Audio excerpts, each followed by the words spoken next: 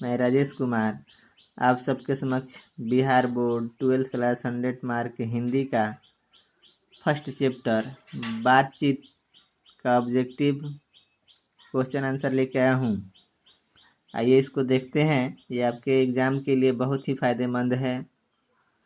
चलिए देखते हैं। पहला है, बाल कृष्ण भट्ट का जन्म कहाँ हुआ था? तो बाल कृष्ण भट्ट का जन्म हुआ था इलाहाबाद उत्तर प्रदेश में। ठीक है। फिर दूसरा है, बाल कृष्ण भट्ट का जन्म कब हुआ था? पहला था कि कहाँ हुआ था, दूसरा है कब हुआ था।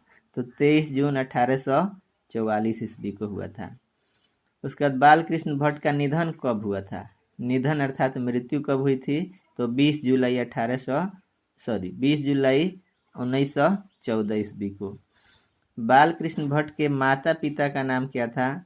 तो माता श्री का नाम था पार्वती देवी और पिताश्री का नाम था बेनी प्रसाद। बाल कृष्ण भट्ट के पिताजी क्या थे? तो बाल कृष्ण भट्ट के पिताजी एक व्यापारी थे। ठीक है। बाल कृष्ण भट्ट के मन में अध्ययन की रुचि किसने जगाई? तो उनकी माता ने अर्थात पार्वती देवी ने। ठीक है। बाल कृष्ण भट्ट ने प्रयाग के मिशन स्कूल में कब से कब तक अध्यापन का कार्य किया? तो 1869 से 1875 ईस्वी तक। बाल कृष्ण भट्ट को नौकरी क्यों छोड़नी पड़ी? तो बाल कृष्ण भट्ट को उग्र स्वभाव के कारण, अर्थात ये चिड़चिड़े स्वभाव के थे, किसी से भी उलझ जाते थे। उसके बाद है, नौकरी छोड़ने के बाद भट्ट जी कौन से कार्य पर आजीवन निर्भर रहे? तो लेखन कार्य पर ही निर्भर रहे। ठीक है। भट्ट जी को गृह कलह का सामना कब करना पड़ा? तो जब इनके पिता की मृत्यु हो गई, उसके उपरांत जब इन्होंने पैतृक व्यापार संभाला तो क्या है कि पारिवारिक कलह का सामना करना पड़ा। चलिए आगे देखते हैं। हिंदी प्रदीप नामक मासिक पत्र भट्ट जी ने कब से निकालना प्रारंभ किया? तो 1877 ईस्वी से। फिर कह रहा है, किसकी प्रेरणा से भट्ट जी ने हिंदी प्रदीप नामक मासिक पत्रिका निकाला? तो भारतेंदु हरिश्चंद्र की प्रेरणा से। उसके बाद कह रहा है कि भट्ट जी हिंदी प्रदीप नामक मासिक पत्रिका कितने वर्षों तक निकालते रहे? तो 33 वर्षों तक। उसके बाद भट्ट जी ने वेदों की युक्तिपूर्ण समीक्षा कब की? तो 1881 ईस्वी में। फिर कह रहा है कि भट्ट जी ने 1886 ईस्वी में लाला श्रीनिवास दास के कौन से रचना की कठोर आलोचना की?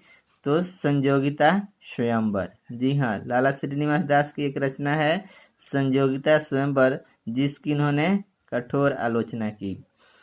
उसके बाद भट्ट जी को हिंदी शब्दकोश के संपादन के लिए किसने काशी आमंत्रित किया था? तो श्याम सुंदर दास ने काशी इनको आमंत्रित किया था। बाल कृष्ण भट्ट द्वारा रचित उपन्यास कौन कौन से हैं?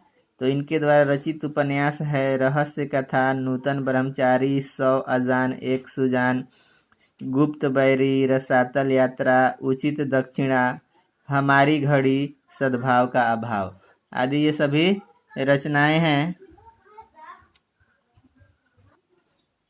आगे है, नूतन ब्रह्मचारी उपन्यास के लेखक कौन है? तो बाल कृष्ण भट्ट।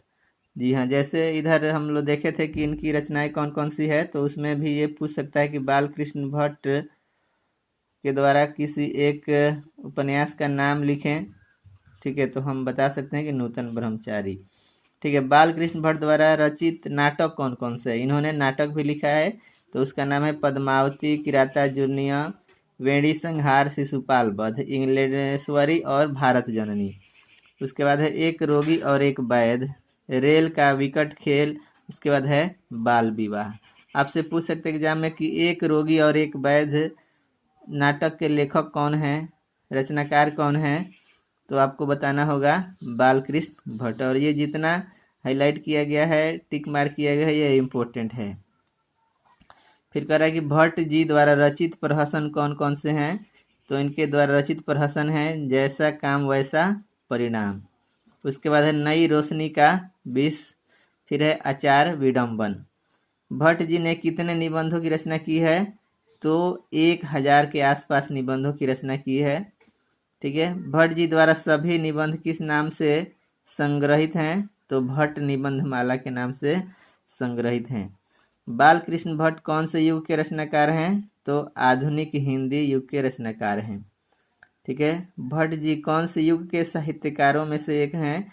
तो भारतेंदु युग के साहित्यकारों में से एक हैं।